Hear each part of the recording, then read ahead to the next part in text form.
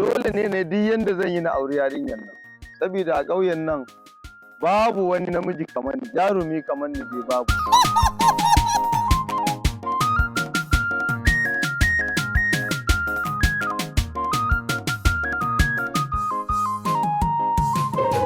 Me ka wani aika a kira ni? To kadin faɗa ne, ai tun da kika ga na zo akwai bayani.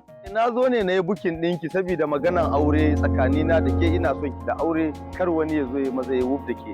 Saboda na ji malamai sun yi announcement, da turanci ne kuke cewa announcement ko? Saboda kar wani ya zo ya bukin ya wuf da ke. Na ji an ce aure kyauta ne yanzu, mata sun yi yawa a gari. Abin da ya kawo ni kenan na yi bukin. Ka zo kai bukin dina ni kayan koli ne a jikina don ana ba da 'yan mata kyauta, ni kayan koli ce da za a baka ni kyauta, ko ka ganye ne a jikina. Ni ba a kanki fa zan iya make kin je mai ki kowa ya rasa wa billahi allazi la ilaha illa huwa. Saboda za a ruba miki asiri? Ba zan aure ka ba. Wa billahi allazi sai ayi biyu babu.